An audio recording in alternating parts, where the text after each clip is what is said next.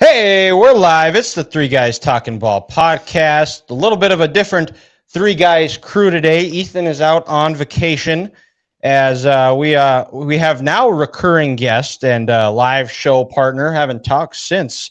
And, there's some technology that – are we back? I think we're okay. I think we're back. I think we're good. I think we're back. Okay. Hayden McDaniel of Armchair Banter is rejoining us. As to discuss, we've got a whole litany of things to discuss. After Grant and I and Ethan, we got to spend the weekend together, watching some Twins baseball, watching Morgan Wallen sing, and just enjoying some good company with some good people. The Morgan Wallen concert was awesome, other than the fact that I had to get heckled and verbally and borderline physically assaulted by Jackrabbit fans. I'm just kidding. I'm not a Texas fan. I don't get offended by the I won't do that. I don't get offended by the horns down, but yep. And I know there are plenty of Texas A&M Aggie fans that are doing that right now. Hey, as Dylan, their head coach. Dylan, we're getting ready for Texas to officially join the SEC here in a couple days. Yeah, that's right. We're just practicing. We're getting it ready. We're just That's true. I still can't do it though. Can't do it because then people are gonna. If I start doing it, people are gonna be like, "Oh, Dylan's a self-hating Bison fan," which we just know is not true here. And somehow, also, Grant, you got muted. Well, that's not good. I can hear you, but. I can hear him just fine. Oh, maybe they can. Somebody wants to comment here on the in the chat and see if they can hear Grant, and then maybe we're in the clear. But for some reason, your icon is saying you don't have your sound on. But you know what? I'm gonna roll with it. That can you hear me, Dylan? Okay. Can you? I can hear you. I never couldn't. Oh, now it's good. Now we're good. So it's off. But because I'm not gonna lie. Sometimes during the intro, I'll turn it off in case I got to sneeze or something weird in that first minute, and then maybe it's just a delay when I unmuted myself there. It could have been. Yeah, it could have been. I didn't know what to do with the intro either. That's why I turned off my camera. Uh-huh. I was like, "Oh, yeah, we got an intro now." When we started doing the live shows, I started just doing a little bit of sound, but rather than awkward silence of me trying to make sure Facebook, YouTube was up and running. So here we are. We're good. And, Tyler Siskey. Shout out Tyler for listening. He was Is he commented on YouTube. Yeah. Oh my gosh. I love that. That dude is awesome. He does have some great stories. I do enjoy following his TikToks. His Nick Saban stories are incredible. And he got to watch me go back and forth with some Buckeye fans on one of his posts today. As I have decided I am retiring from the smack talking. I'm going to wait for the last Saturday in November for that game to get settled on the field when Michigan beats the hell out of Ohio State again for the fourth year in a row. That's a blood bank guarantee. You can take it to the bank. But honestly, that game, I'm in a lose-lose situation. Are you? I am, because in this aspect, we continue with the last 3 years of Michigan beating that ass and having to listen to you talk about it. But then if Ohio State were to win again, then you just have to worry about all the internet warriors who love Ohio State and everyone in the media talking about how they're the greatest program in America. And that makes me nauseous too. So I'm really in an unfortunate boat no matter what happens in that game. I'm not going to lie. Ohio State fans come out of hiding when they're good, when they're really good. I mean, they're good every year, but I mean, they come out of hiding when they're on the verge of a national championship, and it is the most obnoxious thing ever. Like, You imagine all of having a sudden- relatives. Like, all of a sudden, my Facebook will be flooded with these fake fan accounts, not fake fan accounts, but these random fan accounts, Buckeye Central, 11 Warriors, blah, blah, blah, blah, blah, this, and that. And I'm like, I didn't sign up for this on my social media. I don't want to see all this Ohio State talk. Where is it coming from? And how can I mute? You know what? I just need to start muting these pages. And The nice thing that's is what my Facebook, it's been very quiet the last 3 years. I haven't had to hear much about them on that front. So you're welcome, Grant. But like you said, but on the flip side, they are the enemy of the day right now.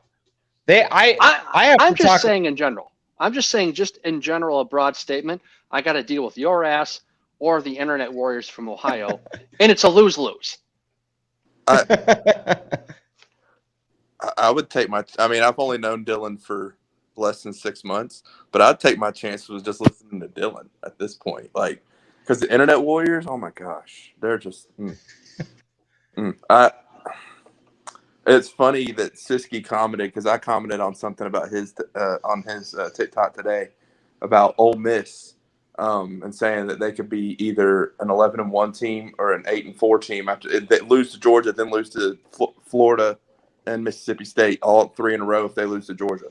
And some Ole Miss fan privately messaged me and was like, "No, we're not going to do that." And blah, blah, blah, blah, blah. I'm like, "Well, when y'all lost to us in what year was it? 2022. It's like Kiffin went all in to beat Alabama, and then after that, he went and lost 4 games in a row, including his bowl game." So I'm like, I'm just saying, I'm speaking on facts. So yeah, college football season's in full swing already, and in the SEC, there's never an off season. People are always talking trash. People are always, someone's always got something to say. I deal with Georgia fans on the daily. And it's funny you mentioned that, because when you were talking about Ohio State fans, Georgia fans and Ohio State fans were all gathered around in Atlanta a few years ago for the Peach Bowl. And I feel like that entire week. That was about to be my worst day ever. I lost about 15 brain cells that week listening to the trash talk. And then after the game, seeing, Ohio State fans bicker about, well, if Marvin Harrison Jr. hadn't gotten hurt, we would have won the game. And then Georgia fans trying to bump their chest, acting like they just beat Ohio State, who was just beaten literally 3 weeks before by Michigan, maybe a little bit more than that. They were run out of their own stadium. Yeah. Ohio State fans were on the Fox postgame show chanting, "We want Urban." And here's the thing. And now this year it's "We want Vrabel." Yeah, that's right. It is. And Tyler also had a comment on YouTube that is such a tough question. He asked if I would accept losing to Ohio State if it meant winning another natty.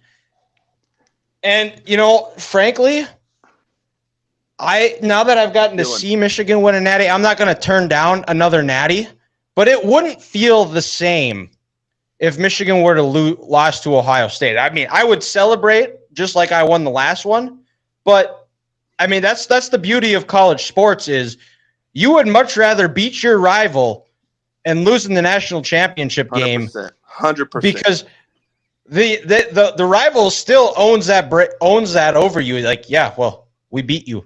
Who cares? And listen, sorry to interrupt here, but listen. In 2018, Alabama beat Georgia in a national championship. Believe me, that was satisfying, beating Georgia and seeing those fans crumble. We talked about this on the last time I was on here. But that year we lost to Auburn in the Iron Bowl. Even though we won the national championship game, that season still felt incomplete because we lost to Auburn. I would have much rather beat Auburn that year and lost the national championship game, because that's just what it's about. It's about beating your rival in college football. Absolutely 100%. And then what happened? And then this past year, we beat Georgia in the SEC championship game, and then we lost to y'all in the Rose Bowl. And honestly, my wife and I were talking about this the other day. I said I was very content with how Nick Saban's final season went. We didn't win the national championship, which is always the end goal at Alabama, national championship or bust. But we not only did we take a team that was less talented all the way to the college football playoff, but Nick Saban's final win, he was able to kill this very respectable streak that Georgia had of 29 straight games and beating his protege in the SEC championship game. So to me, it's about beating your rival. Beating Georgia and winning the SEC championship was plenty enough for me last season. So I 100% agree with you on that take. If I was a Michigan fan, I would much rather now beat Ohio State than win the national championship. Because number one, you shut that fan base up. I mean, for 3 weeks, the Georgia fans were silent after Alabama beat them out here. It was beautiful. It was the best probably some of the best 3 weeks of my life because I had just got married, and then Georgia fans were silent because we just kicked their butt all up and down the field on a beautiful Saturday in December. Yeah, And but then, you know what they did is they started turning to us as like, well, you guys didn't beat it. Yeah, I also had to hear Georgia fans talk about, oh, well, they didn't beat us. I mean, you can't really count that. They had an easy road to the national championship. Well, we beat the team that beat you, and then we killed Nick Saban for you. You're welcome. What more do you want, Georgia fans? I mean, I was hoping how I was going to find a way to get that Saban joke in there, because as you were, it was the way you were taught. I was like, dang it, you just killed all my mojo that I was going to have, and then I was like, I'm back. But yeah, I had to come on here and say that and answer Tyler's question too. Being from the South, it's about beating your rival, and the SEC, the rivalries are so strong that I think any fan base would be willing to sacrifice a national championship if it means beating the hell out of their rival. I really think that's what especially down here, that they won't admit it, but that'll be plenty enough for a successful season. Yeah. So but back to I was fighting with Jackrabbit fans is, we were at the concert, and I think everybody knows the meme, the Hawk Tua girl. Yep. And these guys that were sitting behind us they were saying that, and I turned around since, it was at US Bank Stadium, you never know where these guys are from, but I asked, like, are you guys anti-UND fans, which University of North Dakota? And like, oh yeah, we do not like UND. And so I go, well, I think I found a logo, guys. Oh, I'm the same way. I think I found a logo though, guys. You and we can all get behind it. I show them the Fighting Hawk Tuas.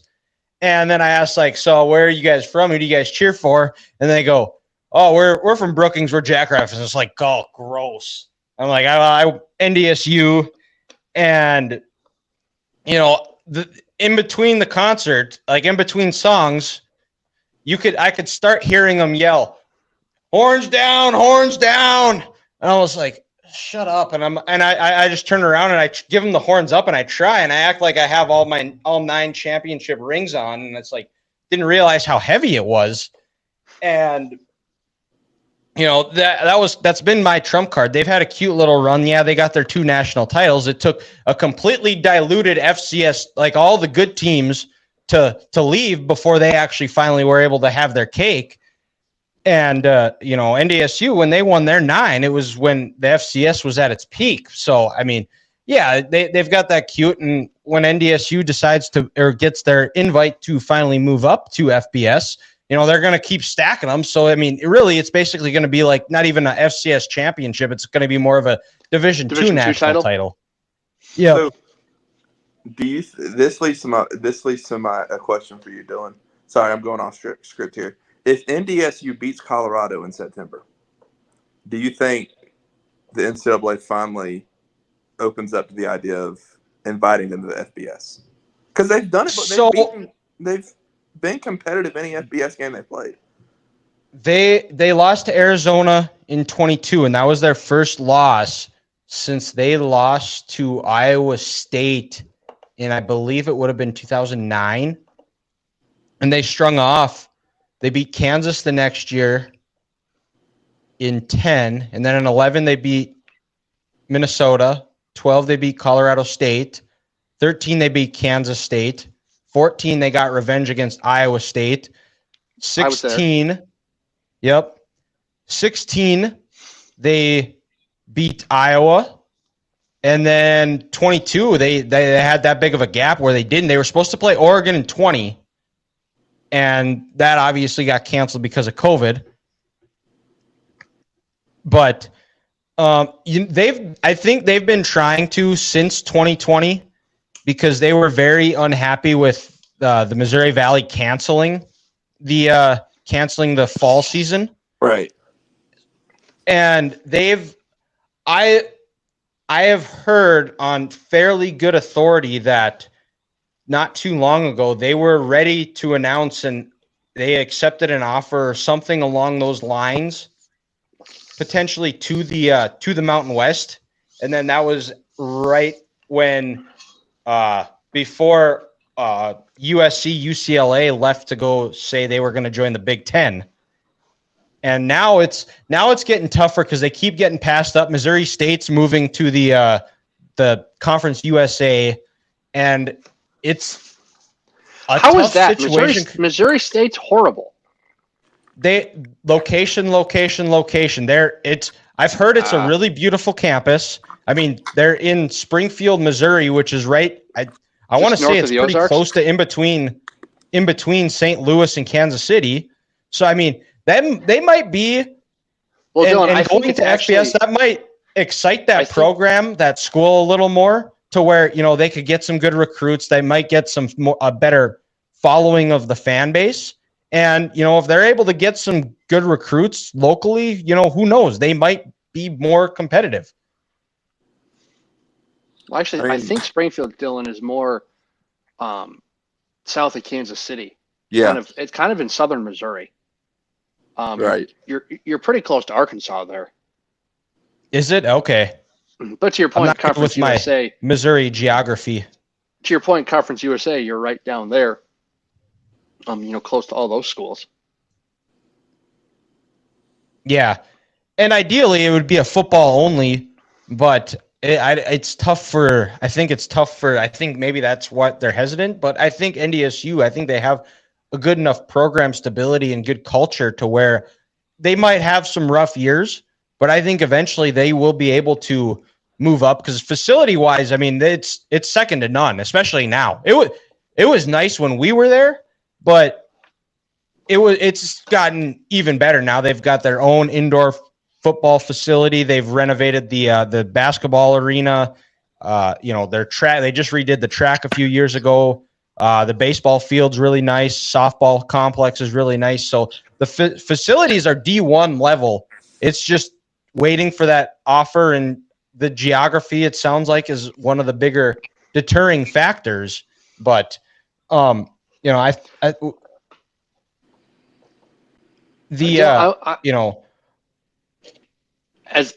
a joke here, if NDSU pulls off the win and they beat Colorado, I'm throwing my phone in a body of water. Are you? Because why? For the same reason I'll be upset if Michigan wins again, because you're just going to be blowing it up. No, I am humble in winning and gracious in defeat. Especially when it comes to beating your rivals and a team coached by Deion Sanders and with a quarterback of Shadir Sanders. You're going to be, like you said, gracious in possible defeat. Very much so. Very much so. But Hayden, you live in the South. I have a question for you. On a daily basis, how often do you see any Vanderbilt fans or somebody wearing Vanderbilt gear?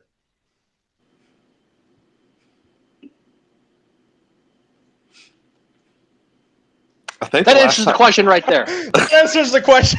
So on Friday, when I was flying out to Minneapolis, on the plane, there was a guy wearing a Vanderbilt athletic shirt. And then when we were at Target Field, walk in the hallways or grandstands, whatever you want to call it, Grant saw it too. There was another Vanderbilt guy wearing a Vanderbilt shirt. And I was in Nashville over in July. I don't think I saw a single person wearing anything Vanderbilt. I saw more people in a span of 5 hours wearing Vanderbilt gear than I did in 4 days when I was in Nashville. Dylan, when I was driving around the neighborhood today, I saw a house with a 3x5 Vanderbilt flag. No way. I'm do we not miss making that? this up. I saw it with my own eyes, a 3x5 Vanderbilt flag, and I was like, "You've got to be kidding me!" What? Like, There's the more. trend is continuing. I'm guessing it's just people that went to Vanderbilt and got like some awesome job, like working some sort of medical job in Minnesota. Because don't y'all have like several big time medical? Y'all are known for something in the medical field. I can't remember what it is. Yeah, they got Mayo Clinic. That's one of the Mayo biggest Clinic, hospitals. Yeah. So it's probably somebody from their medical program that, just graduated from there and is working at a Mayo Clinic. A smart cardiologist who Exactly. Yeah, that's probably what it is. Is doing very well for himself. Because I could. The only time I've seen somebody wear a Vanderbilt shirt probably in the last 10, 12 years was when I saw a buddy of mine wearing a Vanderbilt shirt after he got accepted into the university. I don't even think he went to Vanderbilt. If I remember correctly, he didn't even go to Vanderbilt. So and then there was one guy who I went to school with that did end up playing football at Vanderbilt, and I think I saw him. But other than that, I've never seen anybody in a Vanderbilt shirt, voluntarily at least. I mean, it speaks for itself when SEC teams travel to Nashville, and you're looking at watching the game, whether it's Florida, Alabama, Georgia, and the stadium is 75% the away team. That's where they get their ticket sales during football season, is from the visiting teams and having these big teams show up. So, yeah, that just goes to show you the Vanderbilt fan base and their investment in football. Baseball might be a different story, but football, yeah, I've never seen anybody voluntarily wearing a Vanderbilt football shirt. You got to think that's a good transition, Hayden, because that's where we're going to go. Go ahead.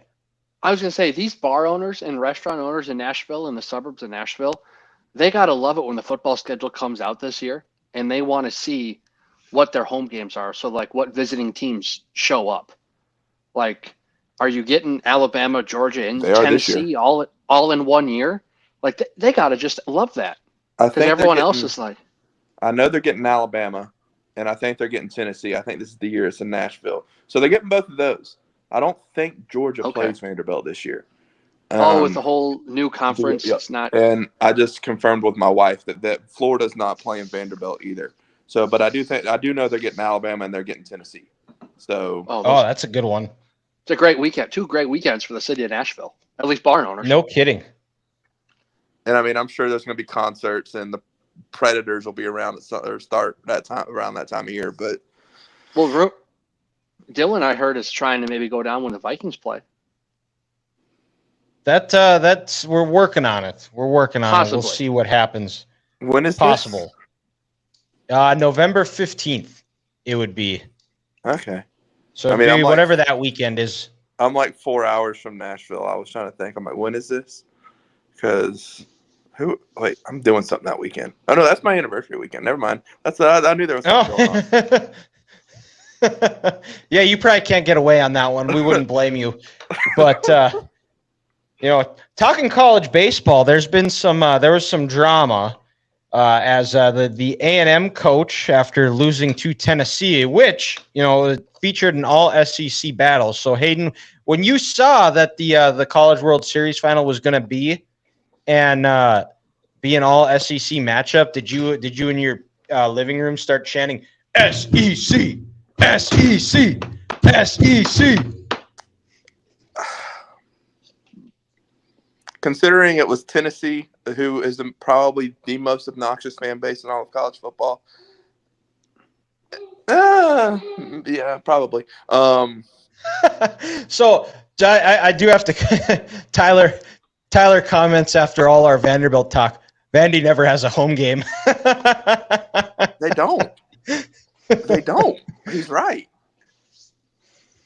I mean, but to answer your question, I was not overly excited for the college baseball national championship, because of course you've got Tennessee, who their fans are the most ethically immoral human beings. Some of them. I know some good Tennessee fans, and if they're watching, you know who you are.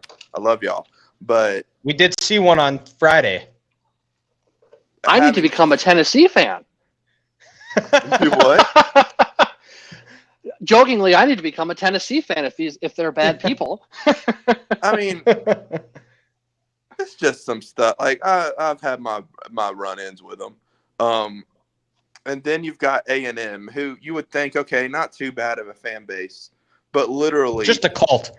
Just a cult. That's exactly what it is. It's only a cult. It's 100% a cult. It's not even a fan base. It's a cult. So it's like, who do I pull for? The ethically immoral Tennessee fans or the certified cult? Like, I took my chances and pulled for A&M. I feel like as an Alabama fan, that's the correct answer. Right. And I guess now that, and I mean, I know this is baseball, but like there for a while, I had a strong grudge against Jimbo Fisher at A&M after the whole debacle with him and Saban. So I had a strong dislike for A&M there for a little bit too. So just because of Jimbo Fisher, but I went with A&M, and my wife being a Florida fan, they were knocked out by A&M. So she was like, and when I asked her who she was going to pull for, she was like, I'm going to pull for the team that knocked us out, because at least at the end of the day, I can say we lost to the team that won it all. But it's funny because I thought I had a big Tennessee hatred until this the regional started, and I started watching some games with my father-in-law. That man hates Tennessee probably more than Trump and Biden hate each other. Like, that man cannot stand Tennessee, and I've never met somebody hate them that much. And I know a lot of people that hate Tennessee, so that was kind of interesting. But yeah, I went for A&M. Slightly. It was more like, okay, it just lesser of two evils. Exactly. It would be the same if it was Auburn and Tennessee, LSU and Tennessee, Auburn and LSU. Oh. Well, at that point, I would just probably hope that, an asteroid come and destroy the stadium in Omaha. But Okay, I mean, Hayden, hypothetical here, as an Alabama fan, right. What's the worst two matchups? Is it Auburn and, because my guess would be Auburn and Tennessee, but as an Alabama fan, what would be the two worst matchups for you? It's a great question. Auburn and Tennessee is definitely up there.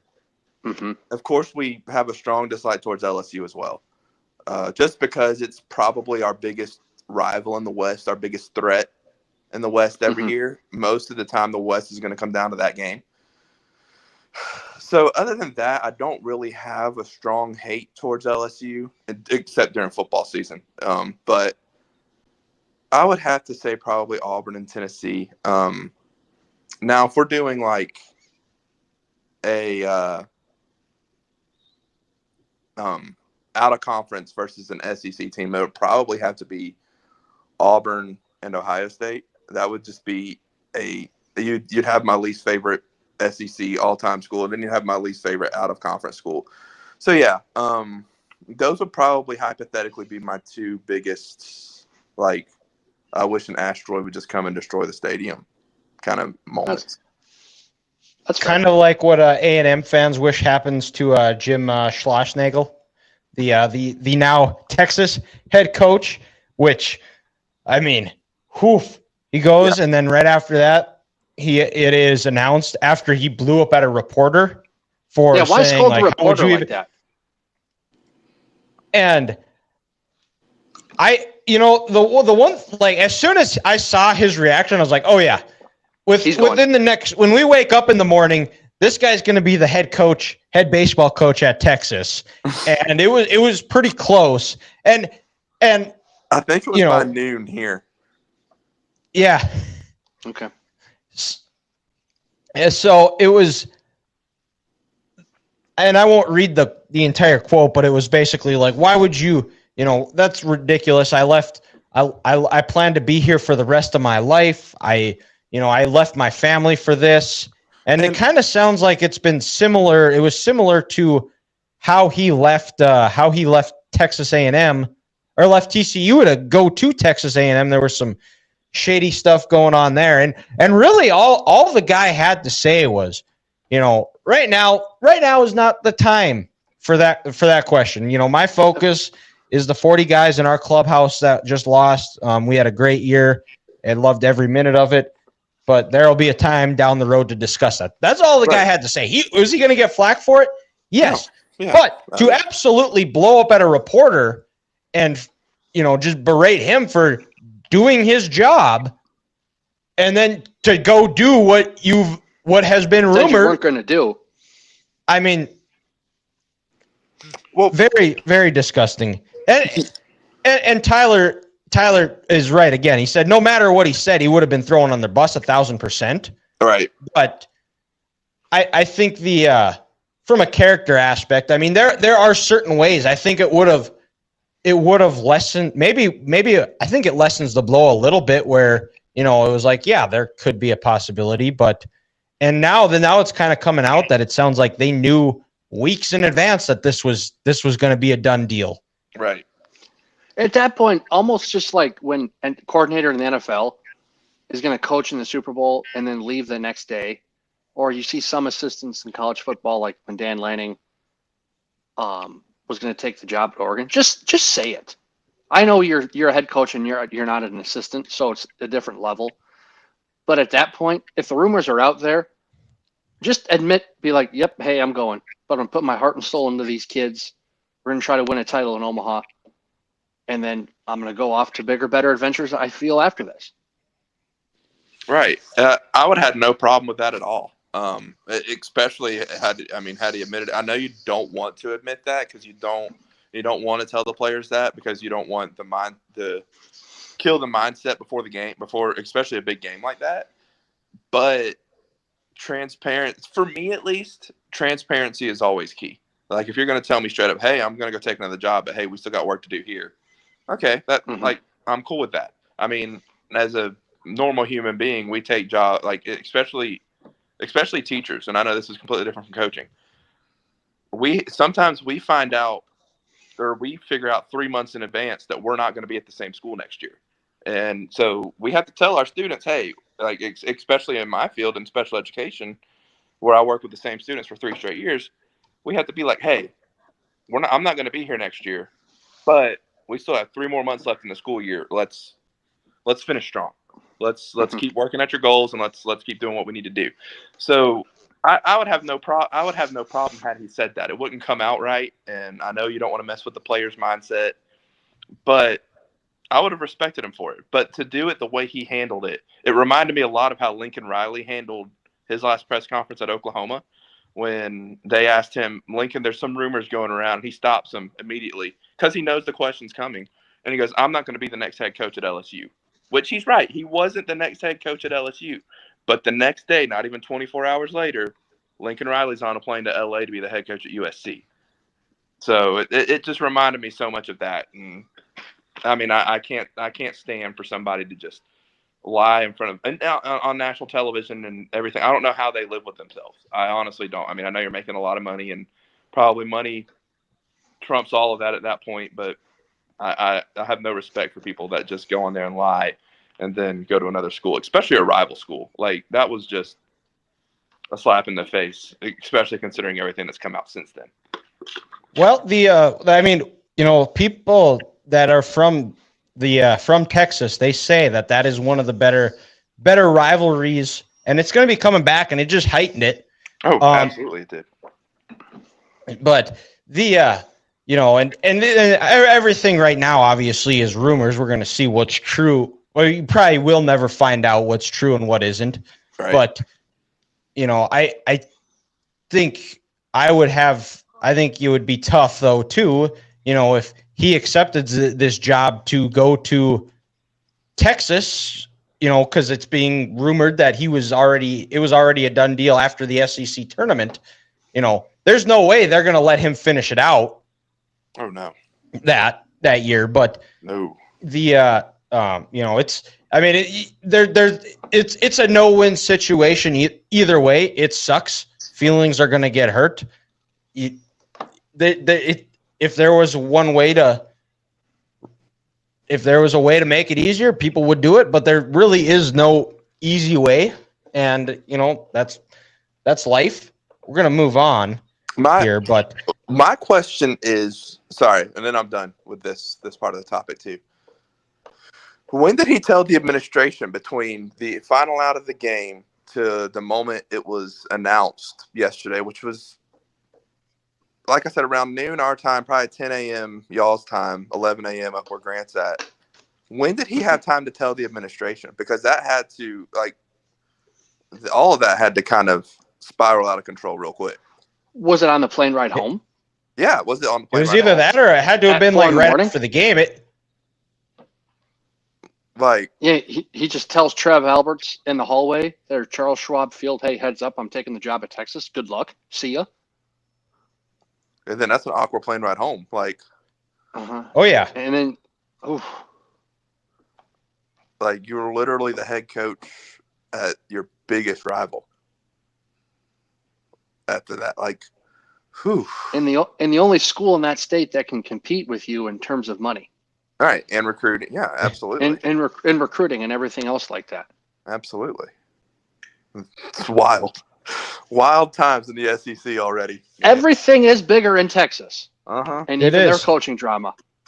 And whatever that buyout, I heard the buyout is pretty extensive too, so Texas has to write Texas A&M a check for him leaving. Ouch. That's the best alpha move you could do. You're writing your biggest rival a check to take the coach who just took you to your first championship game in any major sport in almost 85 years to redo your program. You can't write this stuff.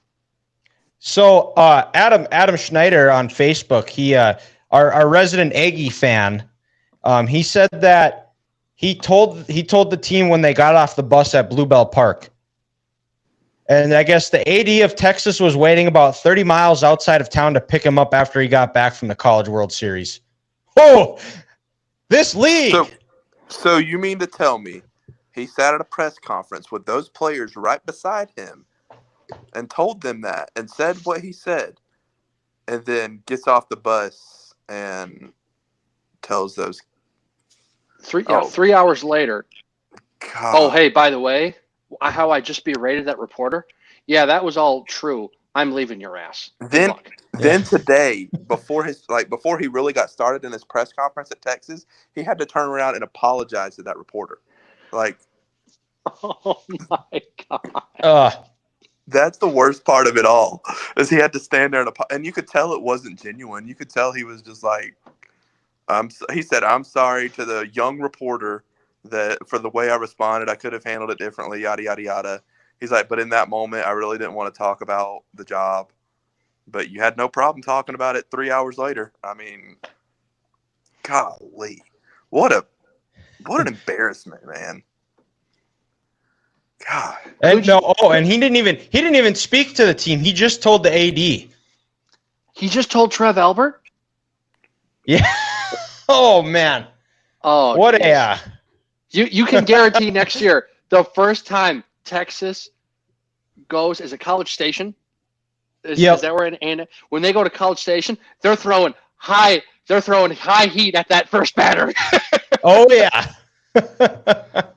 I mean, golly, Dill, this is what I hope happens, because A&M fans, they're ruthless, and whenever they walk someone 4 pitches, it's ball 4, and it continues until he throws a strike. Do you know about this, Dylan? Oh, it's one of those. Yeah. They're gonna get to like 10 straight pitches where this Texas pitcher throws a ball. and he's just I don't know how much Grant though. We do live in a different era. This isn't this isn't pre-COVID college sports where how many Texas A&M players are going to transfer over to Texas? That's what I was saying today. That's a good point. Yeah. But still.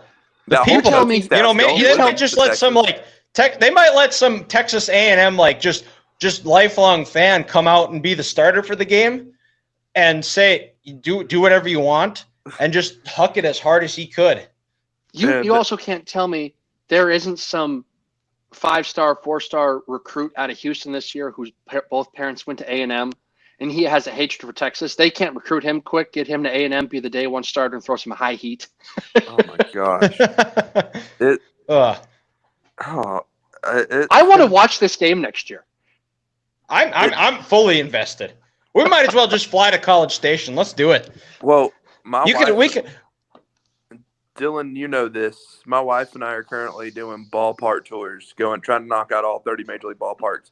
Next year, we're talking about going to Texas for knocking out the Rangers and the Astros during our spring break. We're like, wouldn't it be epic if Texas and Texas A&M are playing in that same week? So we could go gosh. and just drive over to Austin or College Station and see a Texas A&M game just for the fact of seeing that crowd. You know that crowd's going to be insane. You know getting into that game is going to be top dollar. Like you're going to be the closest. Well, and I just saw too that the entire starting lineup from Game 3 is already in the portal. But I bet you at least 4 of those guys go to Texas. Oh yeah, you know they will. Oh yeah, but Texas A&M, they did lose the national. They lost the national title here, and we're finally getting to where we brought Hayden on. They did win the NCAA football 25 top 25 toughest place to play. Kyle Field is number 1 on that list here. So now I personally have never been there, but I've seen it. It looks rocking. It is the home of the 12th man. We'll just run through the list here. 2, Bryant-Denny Stadium in Alabama. 3, Tiger Stadium, LSU. 4 is Ohio Stadium in Columbus. 5, Sanford Stadium, Georgia. 6, Beaver Stadium, Penn State. 7, Camp Randall Stadium, Wisconsin. 8, Gaylord Family Memorial Stadium in Oklahoma. Number 9 is the Doak, Florida State. 10 is Mrs. McDaniel's favorite team, Ben Hill Griffin Stadium. 11 is Autzen out in Oregon. 12 is Memorial Stadium, Clemson. 13, Neyland. 14, Jordan Hare. 15, underrated, I think. I've never been, but I've seen Sandstorm on videos. Williams-Brice Stadium looks like it'd be a fun place to visit.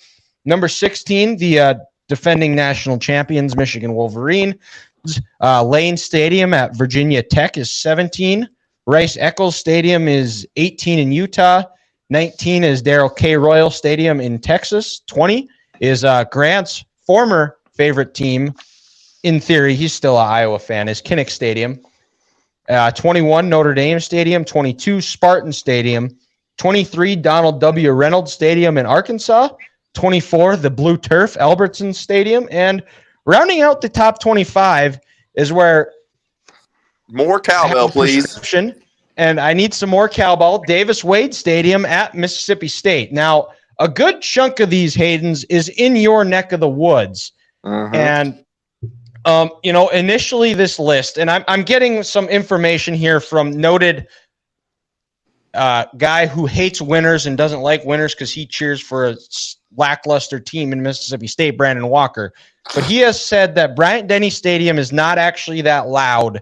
It's just that they were really good. Full of absolute garbage, Brandon Walker. He is full of so much. My gosh, you done mentioned this, and now I'm pissed off. Brandon Walker, oh my God. That dude. If he worried more about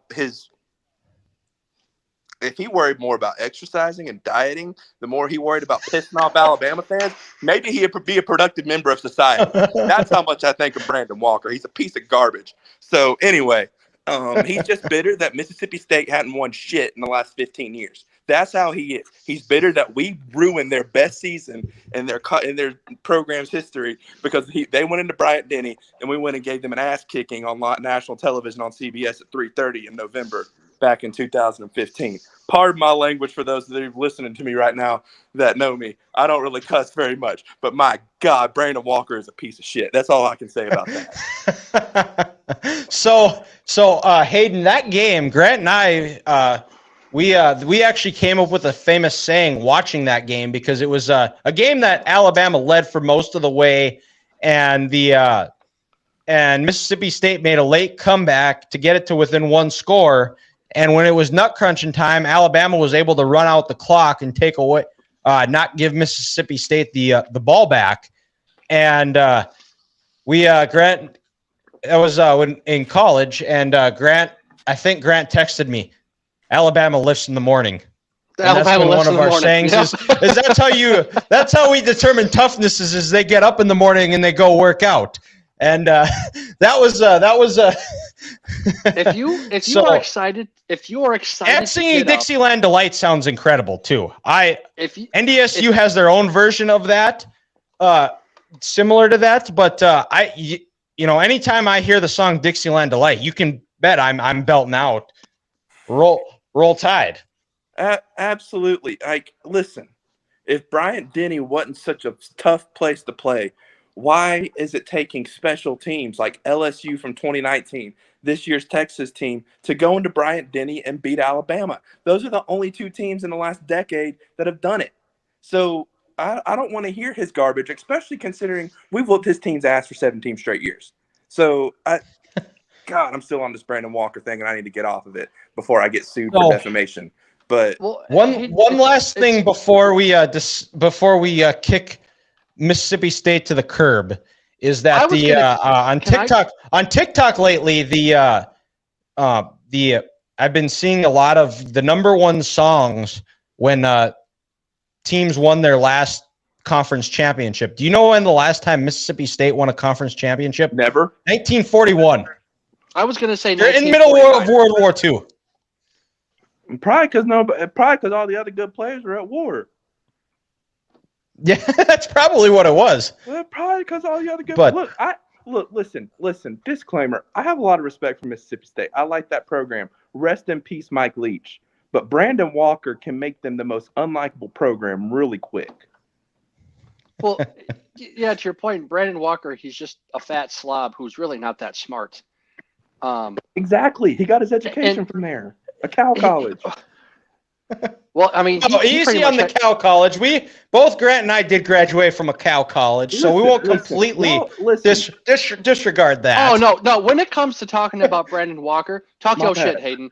I'm not going to stop you because he makes most cows look pretty. Brandon Walker is an ugly human being.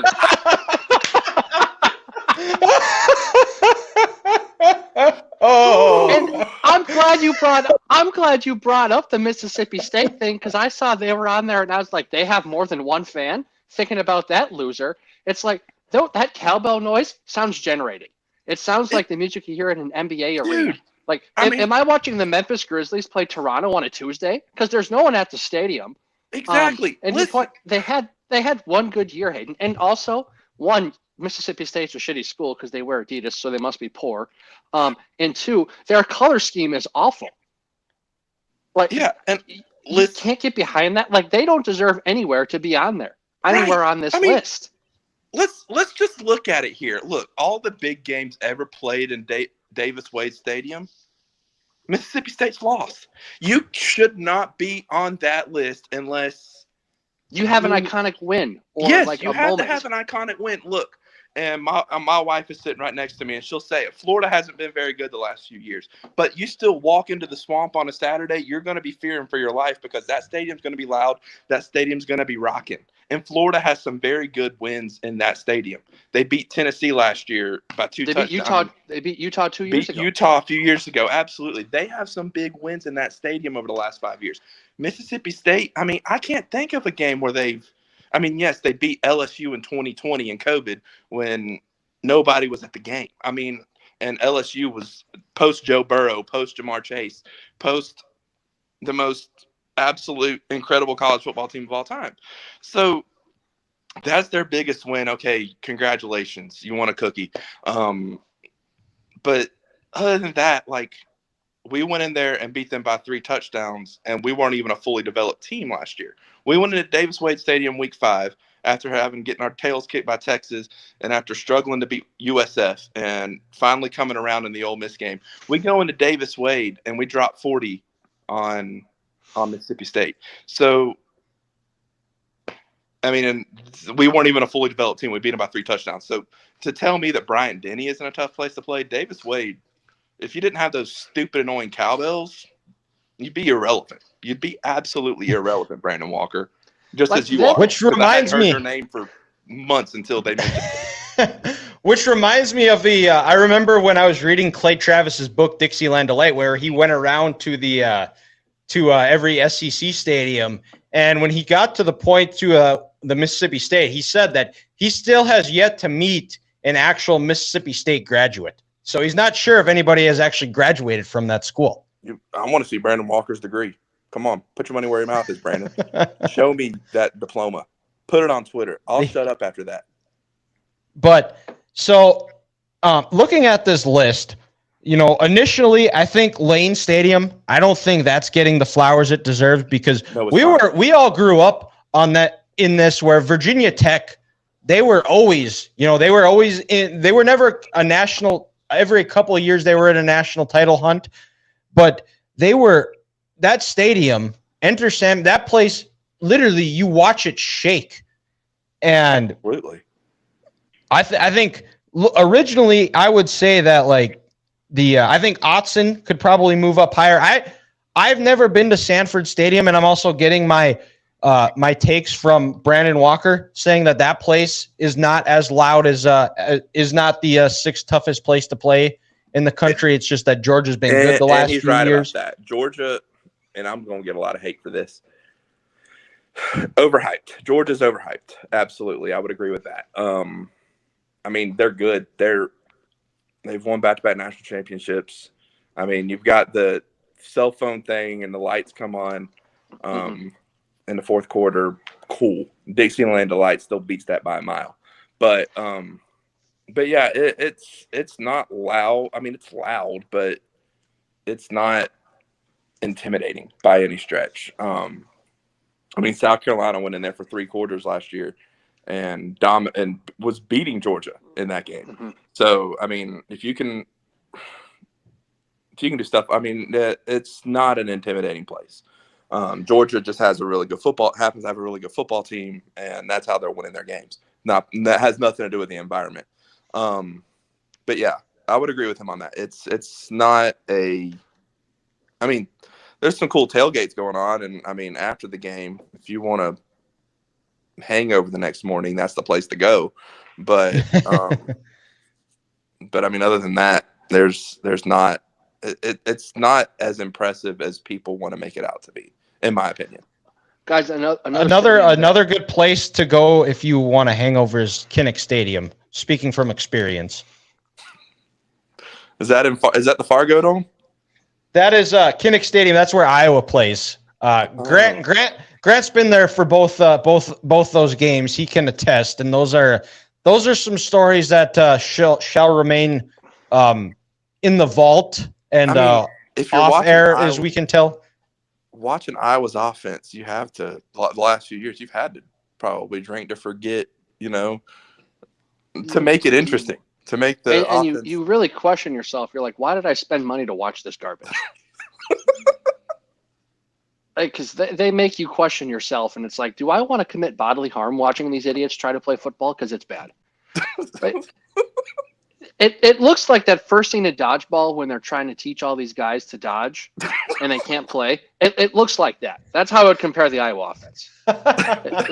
It's truly an island of misfit toys. Right. I mean, and I'm sorry, I didn't mean to roast Iowa there, but gosh, we had a bet last year. This is off topic. We had a bet on my podcast last year, at the beginning of the season, that Brian Ferentz had to score, I think it was 325 points total to keep his job, at least. He had to average 25 points a game or whatever. And for a little bit, we did a countdown after every Iowa touchdown or field goal. And on my page, we'd have 320 or 318 points for Ferentz to keep his job, 315 points if they kicked a field goal. We would keep deducting. After about week 2, we kind of got tired of keeping track, and we realized it just wasn't going to happen. But we had a lot of fun. That was our fun way of keeping up with Iowa's offense. But anyway, yeah, I say that to say it was kind of a not fun the last few years for you, Grant. No, and that's why when Dylan says jokingly, not an Iowa fan anymore, it's because I like I said, I truly do question if it's even worth watching this team play, because Right. you can only do so much. And then when you play in a bowl game, when you play a team like Tennessee, who has let's be honest, a C+ defense, and they look like the 2000 Ravens playing Iowa, it's like I can't do this anymore. And then you match up with some of the athletes that Tennessee has on offense and what Michigan has on offense, and Michigan's team in general. You're like, they can't compete with these big boys. And I mean, no offense taken. Y'all had a phenomenal defense. Defense was one Had of the a best great in the punter. country. But golly, the offense, Mm-hmm. it didn't redeem. It wasn't a redeeming factor because the offense was just that bad. Correct. So 2 things here for you guys. When we talk about, like a stadium needing that signature win and like a phrase you can say, the reason why, it's nice to see Kinnick on here is because Dylan, you'll hear this as you know more, because we live in the upper Midwest. What do they say, Kinnick? When the lights come on, that place is special. They beat Ohio State, in 2017 by 31 points. In 2016, the year before, they were able to beat Michigan by 2. The blackout game we were at, in 2015, at night, that place truly is different, and it's loud, and there's a buzz to that team. So it's a good ranking. They should be on there. But a team that There was more than a buzz that day, Grant. There was more than a buzz that day. There was more than a buzz that day. That is correct. But one stadium that's truly overrated, guys. And again, just because you can have 105,000 people doesn't mean your stadium's loud and hard to play in. It's Texas. Right. The University of Texas, they have a passionate fan base. But when I was at that game coming on 3 years ago in October against Oklahoma State, I never got the feeling where I was an Oklahoma State player, like I'd be intimidated to play here. Right. Because the city of Austin and Texas fans, they love the horns, but they're not crazy and they're not loud where you sit back and you're like, hey, we're going to shake the ground when this place is playing. Like, oh no, we got to play here in Austin. I got nervous. Texas is on there because they're Texas. Right. And because a lot of Horns fans are going to buy this game, or whoever put this list out here, they had to talk about Texas because they're Texas. But that waits. And how Nebraska is not on here over Texas is ridiculous. That's bullshit. I did have a list, a couple of honorable mentions, which we'll get to here in a little bit. But for me, another one that I don't get, and for me is I would say Camp Randall in Wisconsin, just because yes, they have the cool jump around. But I've watching their games on TV. It's never felt like it's like overly intimidating by any stretch. Right. I think they have the cool jump around thing, which half the visitors embrace anyways. So it's not like it really has an effect on anybody. They love it just as much as the Wisconsin players do. Right. And Grant, I was going to ask you about this. Is you talked about how Texas is overrated. What was your opinion of Gaylord Family Memorial Stadium? Is that properly ranked? Is too high, too low? Where do you stand on that? It's a little high. I know Oklahoma fans, they like to call it the Palace, because it's the best thing in the state of Oklahoma. But it's cool. The outside of the stadium, the concourse is really cool. They have bronze statues built for all their coaches who've won national championships. And it's cool at Oklahoma. You win a Heisman Trophy, you get a statue built for you. That's cool. Jason White, Sam Bradford, Baker Mayfield, Kyler Murray, all those guys. I'm forgetting of other players from before that, but you get that statue up there. You Billy Sims. And it's right in the heart of campus. Dylan, it kind of reminds you of the Fargo Dome. Actually, the OU's campus, it's a lot of big brick buildings, middle of town. Boom, here's this giant stadium. And, when we were there, Oklahoma was having a tough year. I think they were 5-5 at that point. And it was cold in Oklahoma that weekend. It was 25 degrees outside. Those people weren't used to that. excuse me, but the fans, they were energetic. The Boomer Schooner is really cool when they score touchdowns. It was bedlam, but for that to be a top 10 venue, I just don't see it, because it's almost it's a 2-layer stadium, so the crowd noise from the bottom almost kind of gets trapped on the top, or like on the bottom of the top stands, and the top stands are so steep, guys, that noise, it has nowhere to go. So I think Gaylord Memorial Stadium is a little high on that list as well. But And again, yeah, a lot of Oklahoma fans are going to buy this game, and you got to make them happy. yeah, I would say, and I'm going to piggyback off of that a little bit, but a stadium to me that was, and this is a hot take, and I'm probably going to get a grievance filed against me for saying this. A stadium that I would say is probably a little bit overhyped was Florida State, in my opinion. Doak Campbell. I mean, I've never been there, but Interesting. like when I'm watching a game, I'm like, cool. The y'all are entrance is doing cool. The entrance is cool. Yeah, the entrance is really cool. And I mean, from what I've seen from pictures of people that have been there, like statues are cool and all that stuff. But Florida State is 2 or 3 years removed from being a 4-8 team. And I mean, like that stadium, their fan base, and Florida State fans, I've always, it's funny, I've pissed off a lot of Florida State fans over the year on my podcast just because I've been critical of their program. They're very fair weather. It's only tough when the team is good. They're only showing up to games when, the team is relevant.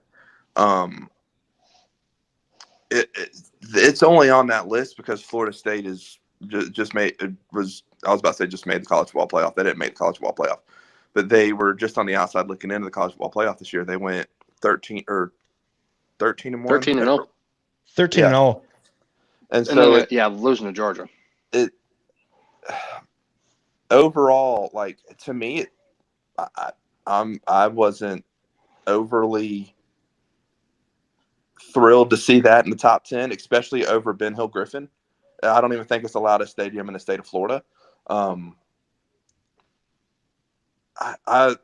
was confused. Like I said, I mean, if a Florida State fan's in the chat and wants to kind of give me some reasoning, I don't see it. When I'm watching a Florida State game, I mean, yeah, you're hearing the tomahawk chop. You're hearing you're seeing the cool little intro. Other than that, I mean, yeah, the game, I mean, Florida State's good right now, but you're in literally the weakest conference in college, Power 5 conference in college football. Adam just commented on Facebook and talked about how nobody showed up, and their student section was a no-show most weeks, and that brought me back to when Clemson was on the roll, which I'm curious to see what you guys think about Memorial Stadium being on this list. But it brought me back to when Clemson was beating the doors off them at Doak, and there was that dude that was reading a book with his shirt off. They were getting beat so bad, and there was nobody there. Mm-hmm. And yeah, I mean, I don't know. And I talked to my wife about this too, because she's been to Clemson. She has had some Clemson friends in the past that she would go visit and go to a game. Clemson, to her, she said it wasn't. I mean, it's a fun atmosphere. It's cool. You touch the rock going down the stadium. You run down the hill. That's awesome. Again, like Doak Campbell, to me, she said it's not intimidating. She goes, you don't get that, oh, goodness, how is the other team going to,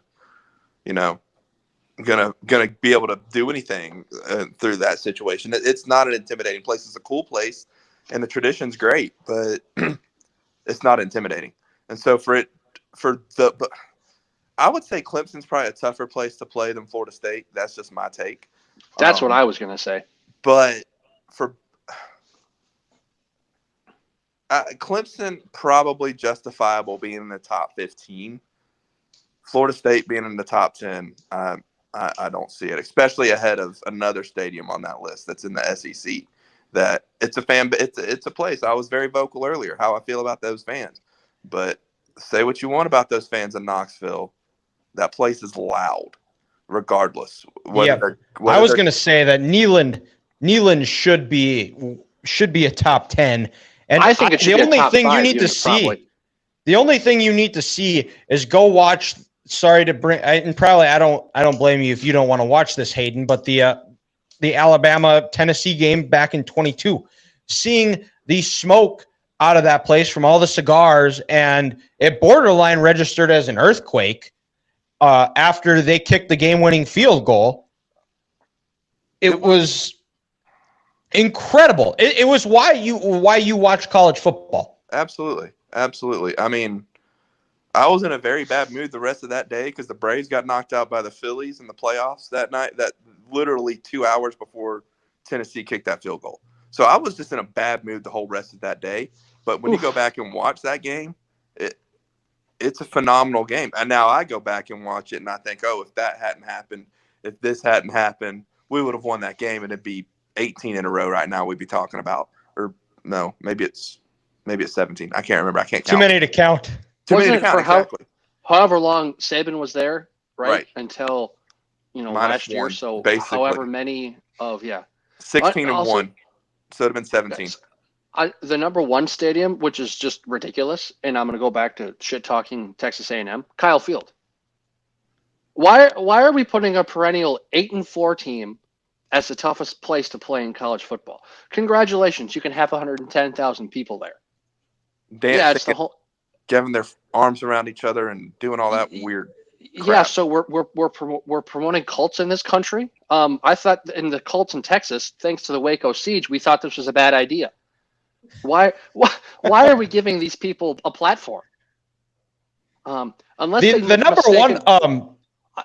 they mistaken the George Strait concert at Kyle Field for an Aggies game, but I don't see that at an Aggies game. Right.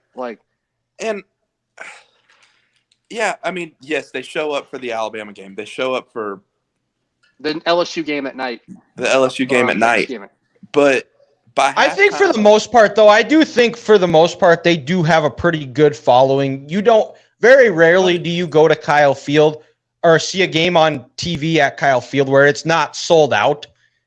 Again, if it was up to me, my number one team stadium would probably be Tiger Stadium because absolutely. That place, especially at night, I mean that place literally registered as an earthquake once. Absolutely. It was so loud. Absolutely, yeah. Death Valley should be number 1. And I'll give Brandon Walker the fact that Bryant Denny might not should be number 2. Look, that was a little bit of a stretch. It's loud. Believe me, I've been there. It's loud. Dixieland Delight's on. That place is almost shaking. I mean, I've been to an Iron Bowl where that atmosphere in college football is absolutely insane. But I wouldn't say it's number 2. But for him to say it's not that loud and it's not that tough of a place to play, come on, man. But I say that to say Death Valley should easily be number 1. If I gave a number 1, it'd be Death Valley. Number 2 is a toss-up, but I would definitely put Knoxville in the top 5 easily. Also, guys, I know we were talking about this school earlier today. Why is Ohio Stadium number 3? Why? That place is a shithole. Overhyped. It's literally a toilet. You don't hear road teams talking about, tough game at Ohio Stadium. When was the last time the Ohio State fans caused a false start by the opposing offense? I'm waiting. The 2016 Michigan game, I will say, that one was it was juiced up. But then the last time Michigan played in Columbus, they beat that ass. I didn't really hear much. They beat that ass. Dylan, that's what I'm saying. When you're talking about tough places to play, and if we're translating this to EA, you know how we talk about Tiger Stadium, talking about Knoxville right now? Hell, I'll throw Beaver Stadium in there. They're at Penn State. Show a little love to the Big Ten here. Right. You don't talk about like that around Ohio State fans. Right. Congratulations. There's 105,000 people there, just like Texas. But you're not scared to play there. A lot of the times you watch a game on TV and you're like, this is kind of a lackluster game. Like when Penn State's there for a big night game, because the Michigan game's always at 11, Dylan. I don't get excited watching a game at Ohio Stadium at 6:30 No. in October. Even the like Notre Dame game a few years ago, 100%, dude. Yeah, the first game which of the year is on this list down at 21. That the Notre Dame one looked incredible. It looked electric, but and a good chunk of the time too is when, recently when Ohio State has had some big games, big teams come in there, they've lost. They've lost. I mean, you look at the Michigan game back in 22, the Oregon game in 21, going back Oklahoma 6-7 years. Oklahoma, yeah, exactly. Virginia Tech in 2015. I mean, the year they won. Yep. Oh yeah, 2014, whatever year that was. But yeah, thanks, Grant. You've kind of helped me with my rankings. Tiger Stadium number 1. I go Beaver Stadium number 2 because that place is loud. That place is electric. I mean, Dylan. One of the most popular videos when you talk about a loud stadium is when Michigan is playing at Penn State. I forget what year it is, and Mo Bamba's playing. That stadium is so loud that on the first it was 2019. That on the first play of the game, Michigan's having to call a timeout because they can't hear the coordinator at the booth. If you're not that loud, and I mean, you want to talk about a tough place to play, whether you win or lose. That is one of the toughest places to play. I mean, it's almost a shame that Penn State can't get over the hump because if they were a team that could contend for a national championship every year, that place I think would be even louder, which is scary to think about. But another stadium, and look, I'm giving all the love to the rival schools here. So to show that I'm my complete unbiased here, Jordan-Hare was way lower than I thought it would be. At Auburn. I mean, let's look at this year alone. You take the 2 of the best teams in the country. I'm not, out of respect for Dylan, I'm not going to say the 2 best teams in the country, but 2 of the best teams in the country. You got Alabama and you got Georgia. Both of those games in Jordan-Hare came down to the final possession. Weren't they trailing in the fourth quarter? Both Alabama and Georgia in that game. They needed a late drive. Yeah, Alabama needed a miracle, a 4th and 31. That is one of the most phenomenal plays I've ever seen. Like, my jaw just dropped when that play happened. Same. You've seen some of the craziest games played in Jordan-Hare. You've got the games that I hate to mention, the kick six. You've got I mean, they've beaten Alabama when Gus Malzahn was there, especially. They had found ways to beat Alabama in games that they shouldn't have won. Because that stadium was that loud. And then they beat Georgia in 17, the year that Georgia played for the national title. Beat the living and they beat Alabama that year too. They beat the 2 teams that played for the national championship that year. So yeah, Jordan-Hare, in my opinion. And look, after this, I'll go back to talking my trash about Auburn fans and how they'll always be little brother to the team in Tuscaloosa. That's just because that's just how I am, and that's how you talk. In that state, because you got nothing else to talk about in Alabama. But that place is loud. That place is this year, I think I looked at my wife during that game and I said, I can't wait for this game to be over, because as fun as it is when you go back and watch it during the game as a fan, playing a game in Jordan-Hare, I'm never excited to play in Jordan-Hare. I'm never excited for the game. I'm always thinking, okay, what's going to happen that's going to cause this game to be way closer than it needs to be? And I remember this year we got up early, and then a buddy of mine texted me. He goes, it's not going to be one of those years this year. I said, no, just wait. And then we got a false start. Then we got a holding penalty. And then I'm like, here we go. And I knew after that moment that game was going to be a nail-biter. And, I mean, it's just how loud that place is. Auburn's not an elite team right now, but my goodness, when they're playing Georgia, or when they're playing Alabama, or when they're playing a good game in Jordan-Hare, or a good team in Jordan-Hare, that place even when they play LSU, yeah, I mean that place is just unbelievable, and they're waiting. They want a reason to get the toilet paper out and roll that dang tree on Toomer's Corner. They want a reason to bust the toilet paper out. They did it when Saban retired. So, I mean, that just goes to show you right there, back to the little brother syndrome. But, I mean, that place is electric, and that place loves their Auburn football. That's just the way it is out there in Auburn. And the one that is low that I've actually, and since we're in the spirit of giving rivals flowers, I will say I think Spartan Stadium is a tough place to play. It's nicknamed the Woodshed.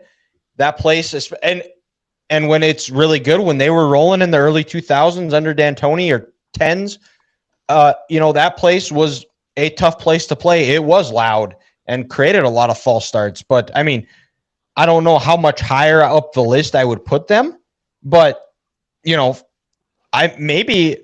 would maybe put it as far as toughest places to play. It might be tougher to play at Michigan Stadium. I think just the way Michigan Stadium is set up is that it's not meant to be super loud, and it's just like recently where like the atmosphere has gotten really good because they've been really successful the last couple of years. So I think they're probably properly right in that mid-teens range. But before we get to curveball of the week here, off the top of your guys' head, if we go a top 5 here, we'll just each name our top 5 toughest places to play. Where would you guys rank it? And just because let's pick a stadium, an honorable mention stadium that wasn't in the top 25. Ooh, okay.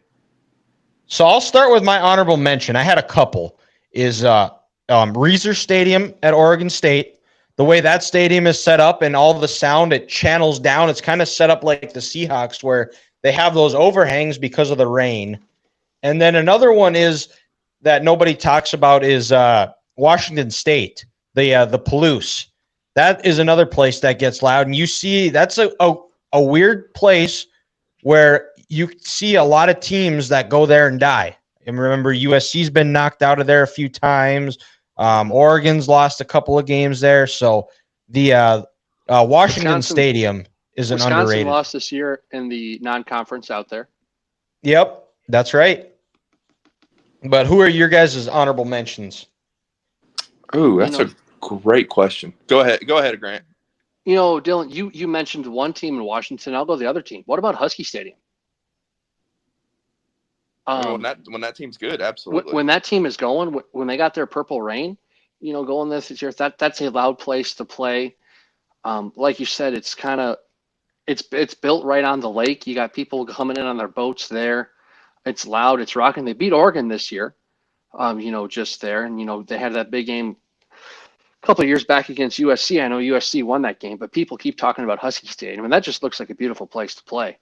And to keep it in the Big Ten, how is Memorial Stadium not on there? I know Nebraska's had their struggles, and I've talked my shit recently, but I feel like the Memorial Stadium has to be on there with those Nebraska fans, just out of respect for what their program was.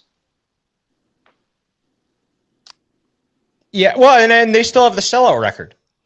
Yeah. No matter what 360 straight games, 360 straight sellouts there in Lincoln. And then the balloons after the first quarter touchdown, it's got to be there. And also because recurring guest Nate Rohr is the public address announcer there too, so we also have a plug there. But Nate brings the juice. Nate, he does bring the juice. For me, the only state I'm sitting here thinking, I'm listing off stadiums in my head. The one stadium so there's two stadiums that come to mind. One, I literally just stayed in a hotel right by the stadium a few weeks ago. I sent a picture to Dylan. When that team is good. When West Virginia is good, that stadium's pretty loud. That stadium might deserve a little bit of honorable mention. I can't believe we didn't even discuss that team. I mean, to be honest. I'm surprised it's not in the top 25. That stadium's a nice stadium. But, guys, also, they've been down for, it seems like 8 years. But 10 years. Yeah, and that's probably why it's not on there, to be honest with you. But, they were, 8-5, 9-4 this year? And every game I watched, that stadium looked alive. And, when you're singing Country Roads in the fourth quarter, how can you not love it? But another stadium that came to mind, and I'm going to go back to the SEC bias here. I'm going to start sounding like Paul Feinbaum. That's not good. I mean, maybe it could have been in the top 25. I'm not sure if Arkansas is in the top 25 here. Yeah, they're at 23, but right. Is that just because we're calling the Hogs? Would be fun. Right. I mean, but other than that, your team shows up, goes 4-8, and the rest is history. And you get beat by Alabama. Doesn't win a game in the SEC. Yeah, you get beat by all the good teams in that stadium, and you're done. But I mean, if that's number 23, if that's in the top 25, then I feel like this stadium deserves a mention. Ole Miss, Von Hemingway, however you pronounce it. I mean, it's not necessarily one of the loudest places, but it's louder than Arkansas. And, I mean, I feel like it's a tougher place to play than Arkansas. And right now, Ole Miss is kind of going through the peak of their football program. So, I mean, why are we not talking about Ole Miss if we're talking about Arkansas in the top 25? I mean, granted, I'm not shaking anytime Alabama goes to Ole Miss. I mean, it's not a place where I'm like, oh, I don't want to go there. And I mean, there's nothing. I mean, it's in Mississippi. There ain't much to do in Mississippi, other than go to college football games. But if Arkansas is on there, why aren't we talking about Ole Miss?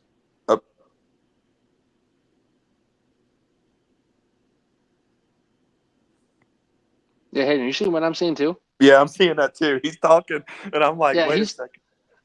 Hold on, he's talking. He's now confused because we're confused. We just kind of – Dylan, are you good? Man, we lost Dylan.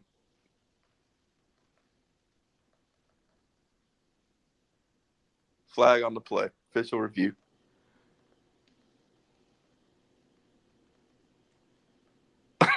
This is interesting.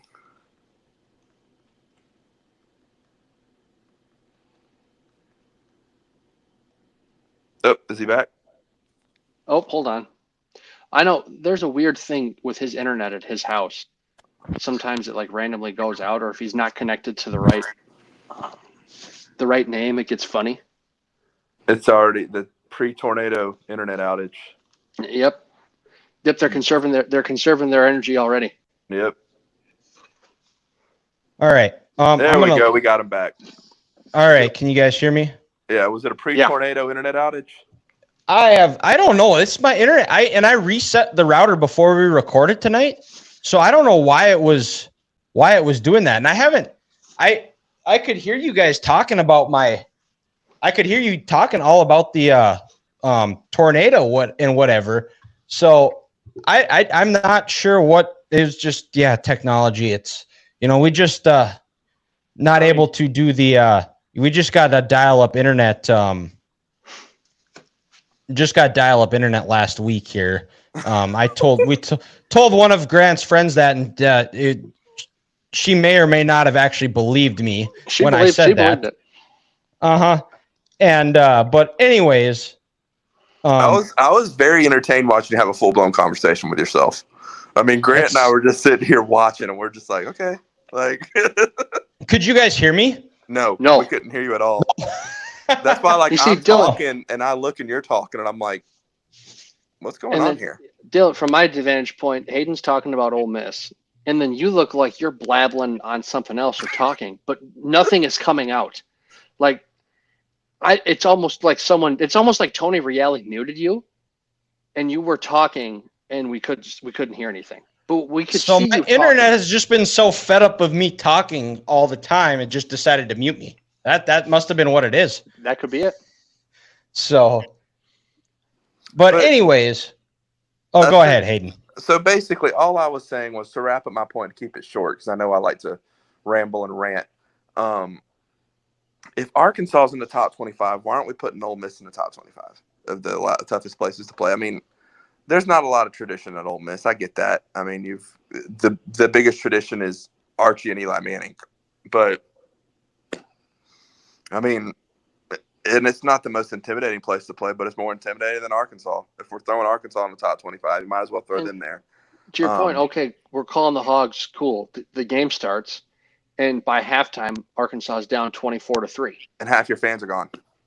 Yeah, exactly. Exactly. I mean, you'll see a 3:30 Saturday afternoon game when Alabama goes into Fayetteville, and it's 24-0 at halftime, and it's just like, oh well, okay, guess. And even for me, I'm like sitting on the couch just letting time click down or go down at that point. So, but at least with Ole Miss, I mean, at least they make it fun for a little bit. But yeah, that's just my take. If we're putting Arkansas there, Ole Miss got to be up there. On it. That was one team I also thought of. I was like, I feel like they should be up there. Yeah, that was another one too. Was I didn't know enough to have a strong feeling one way or the other, but maybe watching them, I mean, it looks fun.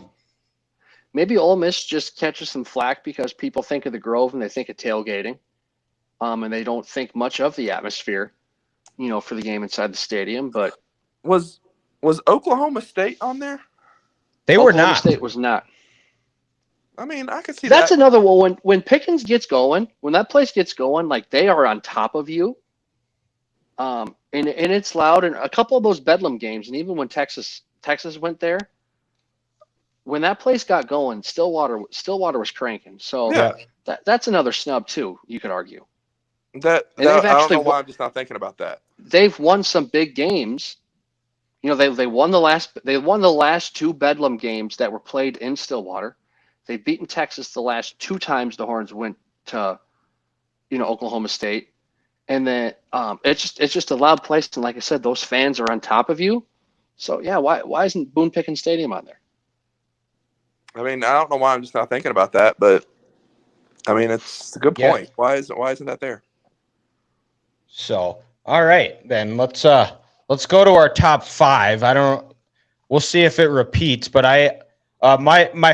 my fifth one I was going to say was going to be Autzen Stadium out in Oregon. I think that one is way too low on this list. You see that I was supposed to go there in 2020 when NDSU was going to play them, but did not because of COVID. But that one is my 5th. Number 4, I'm going to go with Lane Stadium. I think that is a place that is loud. If you remember that in 21, when full crowds were finally allowed back, they show that and they just show how rocking it was. I remember loser Rex Chapman called it the COVID Bowl. And number 3, I'm gonna have to go. I'm gonna have to go with Neyland Stadium. And then number 2, I would probably gonna have to go Kyle Field. I know you guys are anti-A&M haters, but you got to give it to them. They show up game in and game out. Every game that place is sold out. And then number 1 is obviously Tiger Stadium, like we talked about earlier. Here, it's incredible. Right. Death Valley at night is a sight to behold. Someday maybe we'll get to a game there. But what are your guys' top 5s? I think number 5 here. I'm going to go with the Swamp. I'm going to go Florida. Like I said, even Mrs. McDaniel's happy. Sure, did you hear her say thank you? I did. Yes, you were most welcome. But that's just the tradition there. I understand Florida's been down, but beating Utah 2 years ago, beating Tennessee this last year, 21 almost beating that Alabama team. Oh yeah, I feel like when you go into that stadium, there's just an aura. And like I watch it. I'm not pro Florida. I'm not anti Florida, but I have fun watching a game in that stadium. Yeah. So to me, to your point, Grant. Sorry, Nick Saban said after that game, he goes, he goes, I want Bryant Denny. He said it at a meeting or said it in an interview. I want Bryant Denny to be as loud as it is in the Swamp every time we play at home. So if Nick Saban's saying that, you got something special going on. Yeah, he ain't lying there. And number 4, I'll say Bryant Denny. It's a special place. You got Dixieland Delight going, like you guys said. It's just, and you can feel the buzz, like there. Even if it's for like a 2:30 kickoff and the game's on CBS, it's going to mean something. The sun's going to go down. It's going to be electric into the 4th quarter. It's the place to be in college football at that time. The number 3, we're sticking in the SEC at Neyland Stadium. Like we guys said, when those Tennessee fans, are they obnoxious and loud? Yeah, I just learned that tonight. But also one of their number 1 fans just throwing chairs off a Nashville bar. That's just who they are. But they're passionate and they love the Vols, and it's electric to see that place going when it's going, especially when the fans do the checkerboard stadium, orange and white. I thank you for bringing that up. That is Hayden, incredible. you might awesome not like that, but as someone who lives in Minnesota and is stuck around the Big Ten, that's lit, and I love to see it. Right. It's the one time Tennessee fans look smart. All right. Be ashamed. Got to get some type of backhanded compliment in there. And I think number 2, I'm going to go Beaver Stadium. You know, like I said, Penn State, the results in the team and the program doesn't match the stadium, but just the venue with how loud it is. You know, if you go in there at night, you're in for a dogfight. And they need to, every Penn State whiteout needs to be at night. I don't care that Fox paid Uber money to get Big Noon kickoff there or whatever bullshit you want to call it, because that Big Noon ruins games.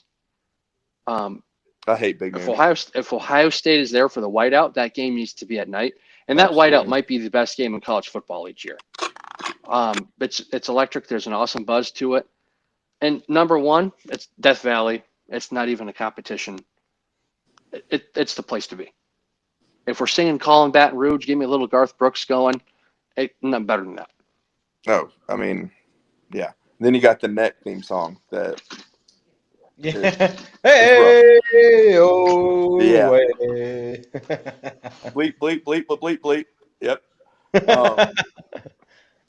But yeah, so for me, it's tough because I praised a few stadiums that I'm going to leave out of the top 5, but it doesn't mean that those stadiums aren't in the top 10 or like right outside my top 5. But number 5, I'm actually going to go flip what Grant said here. I'm going to go Bryant-Denny at 5. Like I said, great atmosphere. Dixieland Delight. I get chills every time I'm at the stadium and that song comes on. I love screaming Rammer Jammer to the top of my lungs after kicking Auburn's butt in for 4 quarters or whoever it is. I love singing Rammer Jammer. I love being around my fellow Bama fans and just, you know, the passionate fans. There are some Bama fans that are just absolutely obnoxious and just think that are absolutely entitled to winning and stuff like that, and just don't that are already calling for Kalen DeBoer's job 3 games in if we don't beat South Florida by at least 30 points. But or only beat Wisconsin by 14 points this year. Right, exactly. So there you've got those boneheads, but when you're around your own passionate fan base, it's a lot of fun.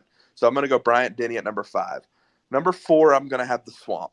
I'm actually going to get a chance to go to the Swamp this year for my wife's birthday. There's her birthday happens to fall during college football season, and so we're going to go down to the Swamp. And who do they got? Do what? Who do they got that weekend? I mean it's a FCS game. It's Sanford set week 2. So I mean it's going to be a game where they're going to win. But it happened to fall on her birthday weekend. We might go down again. Going to sing some Tom Petty? Yeah, exactly. I cannot wait for that. I cannot wait to sing Won't Back Down in the 4th quarter. And, you know, be around like the Chomp and everything else. Like the Chomp is one of those things that doesn't annoy me. Like you're the Gators. That should be your marquee move. It's what they do. Yeah, it's what you do. So yeah, like I said, that place is loud. Nick Saban said it. Again, I'm going to say he wishes Bryant-Denny had been that loud. So, I mean, if Nick Saban is using a place as the standard, yeah, you deserve to be in my top 5. Okay, so number 3, I'm going to go with Neyland. Place is obnoxious. I've got but when I went to Neyland, it wasn't for an Alabama game. It was for a neutral game. I forget why. I was in Knoxville and I just happened to go to a game up there. I just wanted to see what it was about. It was a cheap Vanderbilt game, so I went and it was fun. But the fans there are obnoxious. The fans there are rude, and I will say that. Take it to my grave. I have a source, my buddy and my co-host on my show, Nathan. He's been commenting in here. He's an Oregon fan. He referred to Neyland as hideously beautiful. Yeah, that And is, then he said, Neyland is top 5 # sloppy top. yeah, exactly. That's what we call it. That's kind of our running joke. But his experience, he's an Oregon fan, also a Georgia fan, but mainly an Oregon fan. He went, and I forget what year it is, Nate. If you're still watching, please comment the year. But he went to a Tennessee-Oregon game in Knoxville. One of the only times he's ever been able to watch Oregon play. And he had rocks thrown at him from Tennessee fans. So if that doesn't tell you a passionate fan base. And Nate, Are they Eagles fans in college football? Weren't they throwing mustard at Lane Kiffin too? Yeah, they were. Yeah. That's right. So I mean, that's a passionate fan base right there. That place is loud. And then, I mean, of course, when they beat us, I mean, that place was electric, earthquake. You still can't find the goalpost in the Tennessee River, apparently. My dad was in Knoxville not long after that, and I told him to try to go find it, and he couldn't find it. He went and looked for it for like 2 hours and couldn't find it. But, I mean, when you're throwing a goalpost in the river, I mean, I hate to say it, like, again, because it's my team, but that's my kind of party. Like, that's kind of fun. That's kind of cool. But anyway, off my Neyland rant. Number 2, I'm going to go with Beaver Stadium. Just because that example of Michigan and what was it, 2019? I mean, it's so loud you have to call a timeout on your first play of the game. You, hands down, one of the loudest places in college football. So I'm going to go Beaver Stadium. I knew that game was over right after that happened. I was like, oh, well, this one's not going to be worth watching. And I mean, but it's epic. And then the whiteout in 2016 when Penn State beat Ohio State, that's one of the most memorable games I've ever seen. It was awesome. And then number 1, I'm going to go with Death Valley. So many incredible SEC football games have been played in Death Valley. And again, you talk about malicious fans, LSU fans. And I have one that is an LSU grad. He's a great buddy of mine. I'm not talking about him when I talk about these people. But, man, they are malicious. They are rude. I've been to an Alabama LSU game, and LSU fans travel well. Those fans are crazy. So LSU at number 1. I mean, you got to think about the year they beat us in overtime and kept us out of the SEC championship game a few years back, which still scars me. Just moments like that. I mean, that make college football so awesome.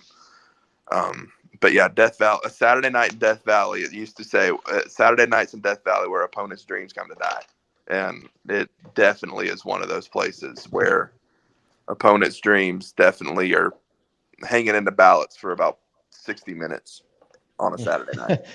My favorite Death Valley story is Marty Smith told a story of how it was an Alabama LSU game. I think it was in 2018.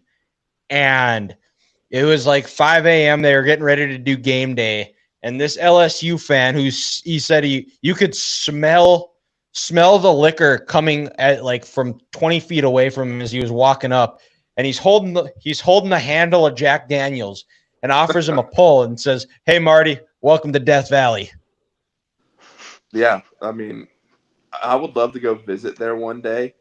Not when they're playing Alabama, because as much as I love my school, I don't want to get. You value your life more. Yeah, I 100% value my life more. Yes. That's why I'm not going to see the Braves play on any of these MLB ballpark tours, because I value my life, especially in Philadelphia. But yeah, I mean, it's just that's why, because those fans are that insane. There's no telling what's going to happen. There's no telling if you're going to end up in the hospital on a Saturday night. So yeah, all you got to do is just wear neutral colors. And Philly fans, because they can't read, they wouldn't be able to know the difference if you were a Braves fan or a Phillies fan. So really, all you got to do is you get like a red shirt, because they wouldn't be able to tell distinctly if it was a Braves or a Phillies shirt. Problem solved, Hayden. I got this. There you go. But I would probably end up fighting Phillies fan. Yeah, I would probably. They ain't worth it. That's the worst fan base in all sports, right there. Hot take. Anything Philadelphia to do with the sports city of in general. Yes. Yeah. But the Grant here. So that is our top 5. We're gonna put a bow on the show here. What do you have for curveball of the week?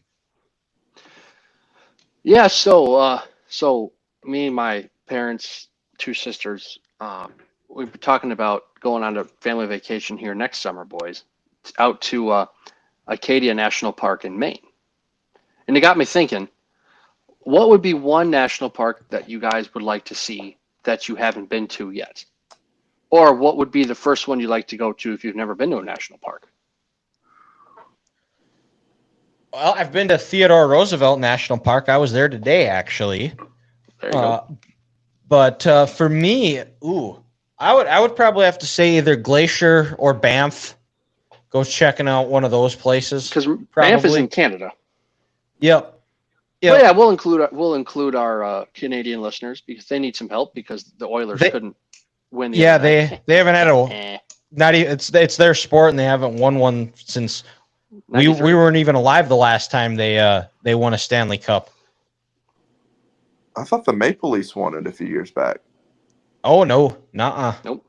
Oh, never mind. Anyways, to answer that question, Glacier is definitely on that list for me. But also Yellowstone. I've never been to Yellowstone. Yeah, that's a good one too. I've never been there either.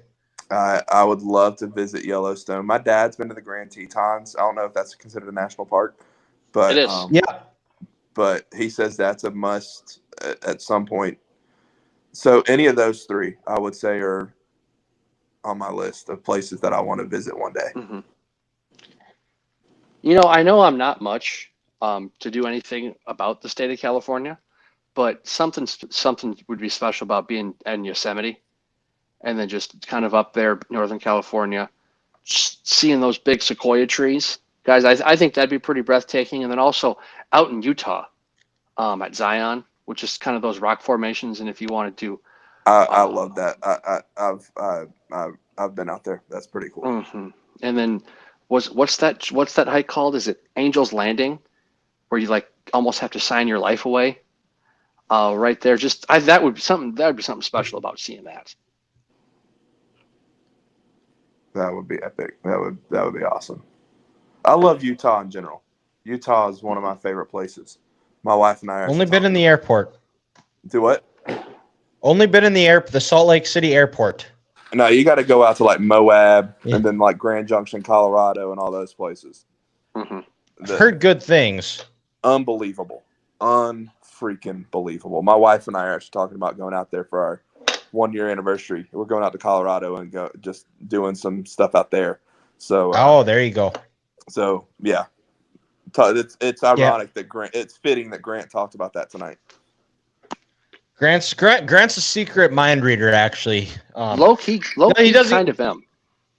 Doesn't give himself the credit he deserves, but he is a bit of a mind reader here. So, but I think that wraps up the show here. So Hayden, thank you for joining us. Thank you to everybody who tuned in. We'll be doing this again soon here, but check us out on all of our socials as we will have the full episode. That'll be up tomorrow, and we're not going to do an episode next week. This will be the first time in 2 years that we'll be skipping an episode just because it is. I know 4th of July. We hope everybody enjoys that, and we will talk to you on the other side.